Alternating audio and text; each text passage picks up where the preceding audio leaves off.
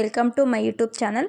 ನಾನಿವತ್ತು ಕಡಲೆಬೇಳೆ ವಡೆನ ಹೇಗೆ ಮಾಡೋದು ಅಂತ ತೋರಿಸ್ಕೊಡ್ತೀನಿ. ತಣ್ಣಗಾದರೂ ತುಂಬ ಚೆನ್ನಾಗಿರುತ್ತೆ.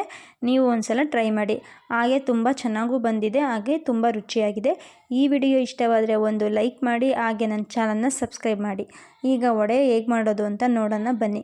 ಕಡಲೆಬೇಳೆ ನಿಮಗೆ ಎಷ್ಟು ಬೇಕೋ ಅಷ್ಟನ್ನು ನೆನೆಸ್ಕೊಂಡು ನೀಟಾಗಿ ತೊಳ್ಕೊಂಡು ಮತ್ತು 1 ಗಂಟೆ ಇಲ್ಲ 1 ಅವರ್ ಗಂಟೆ ನೀರಲ್ಲಿ ನೆನೆಸ್ಬೇಕು. ಅದಾದಮೇಲೆ 10 ಹಸಿಮೆಣಸಿನ್ಕಾಯಿ, ಶುಂಠಿ, ಚಕ್ಕೆ, ಜೀರಿಗೆ, ಬೆಳ್ಳುಳ್ಳಿ, ಕೊತ್ತಂಬರಿ ಸೊಪ್ಪು ಇಷ್ಟನ್ನು ಹಾಕ್ಕೊಂಡು ಮತ್ತು ಉಪ್ಪು ಇದನ್ನೆಲ್ಲ ಹಾಕಿ ರುಬ್ಕೊಳ್ಳಿ. ಈರುಳ್ಳಿನ ಸಣ್ಣಕ್ಕೆ ಕಟ್ ಮಾಡ್ಕೊಂಡು ಇಟ್ಕೊಳ್ಳಿ.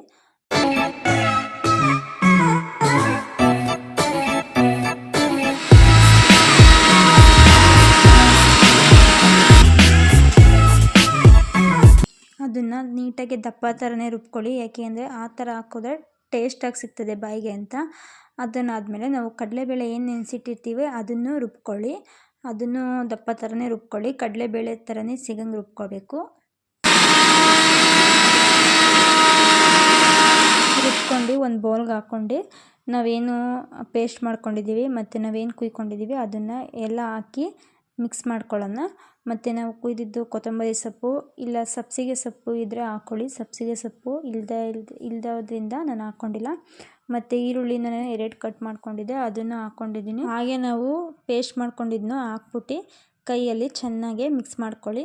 ಅದು ಎಲ್ಲ ನೀಟಾಗಿ ಹಿಡಿಬೇಕಲ್ಲ ಉಪ್ಪು, ಅದಕ್ಕೆ ಹಾಕ್ಕೊಳ್ಳಿ.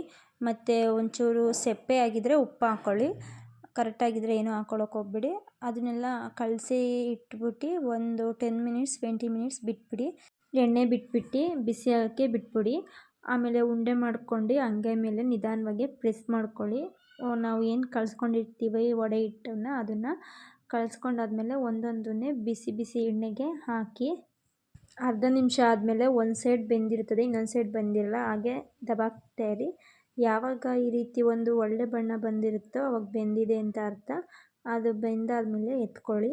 ಉರಿಯನ್ನು ಮೀಡಿಯಮಾಗಿ ಮಾಡ್ಕೊಂಡು ಬೇಯಿಸ್ಕೊಳ್ಳಿ, ಇಲ್ಲಾಂದರೆ ಸೀದೋಗುತ್ತೆ. ನಮ್ಮನೇಲಿ ಈ ಥರ ವಡೆ ಮಾಡಿದ್ದೀವಿ.